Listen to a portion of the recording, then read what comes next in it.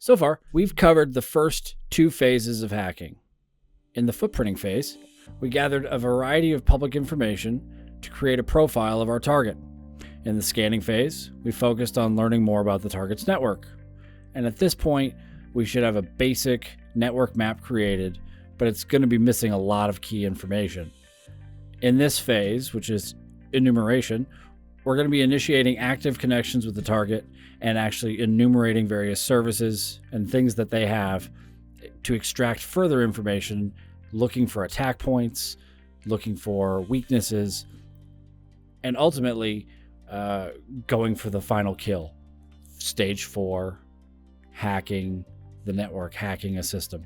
An active connection enables you to directly query the target system. An active connection also greatly increases your chances of getting caught because you have a permanent, persistent connection to the target, and a lot, or if not all, of enumeration techniques are conducted in an intranet environment, not a internet, which means wide area network, which means public internet.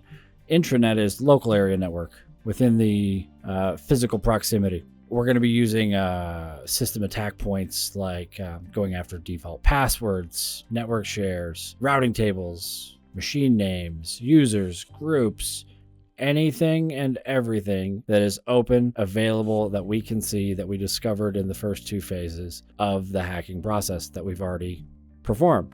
There's more than a dozen common techniques, but the most common ones are going after default passwords, which more than often are left unchanged. Especially with like IoT devices, Internet of Things. You're going to see a lot of that in the news if you're paying attention. All of these things are happening because of weak password policies or people who are buying, security cameras or refrigerators and toasters that are connected to the internet, and all of a sudden don't change the password for a year or for two, and hackers turn them into botnets.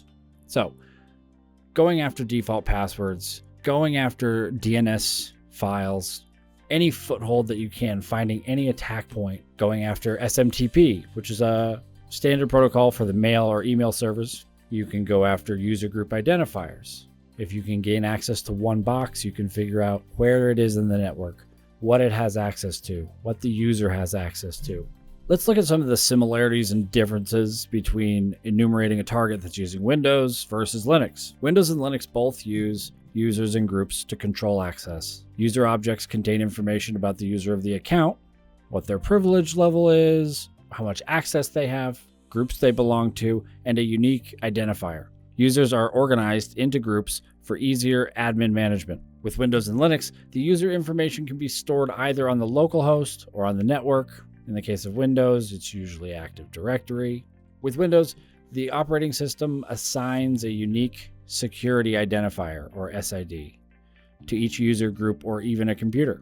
Each security identifier is unique, but some have consistent properties. For example, if you discover a SID that ends in 500, pop the champagne because that's an admin account.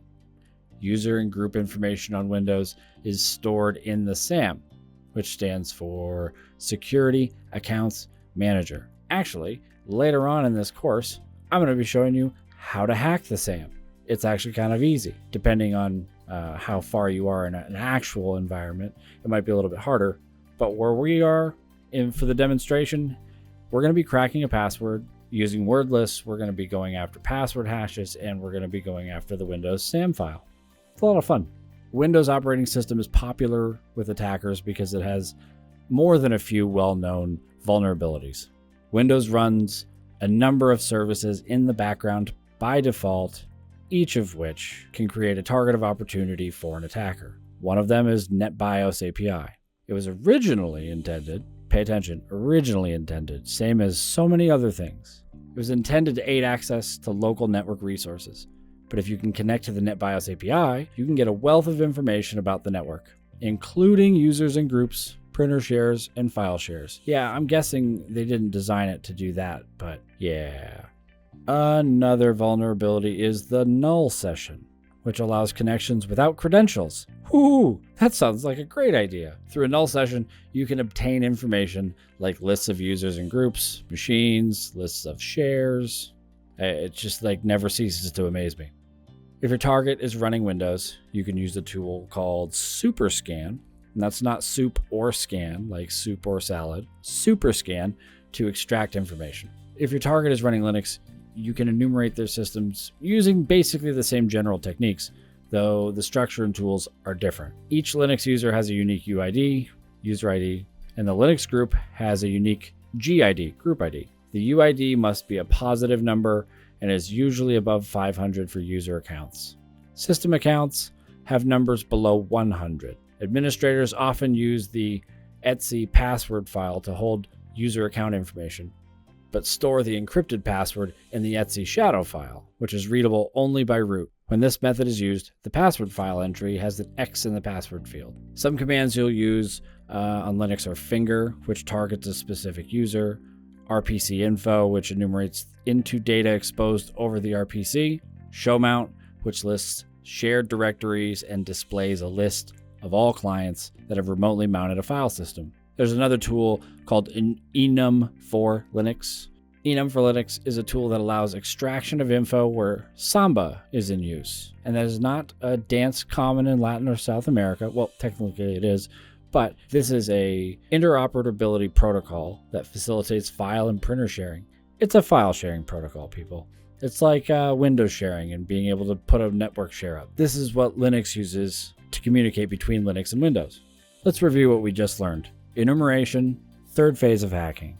Initiating active connections with your target so you can directly query and brute force and go after every piece of available information that you can possibly get your hands on. Going after default passwords, brute forcing any passwords you possibly can, DNS transfer zones, weaknesses in email server ports, enumerating targets at using Windows versus Linux. I mean, there's 100 different tools. I could spend, 20 minutes probably just reading you a list of tool names. It's amazing what people have already invented and what's already out there.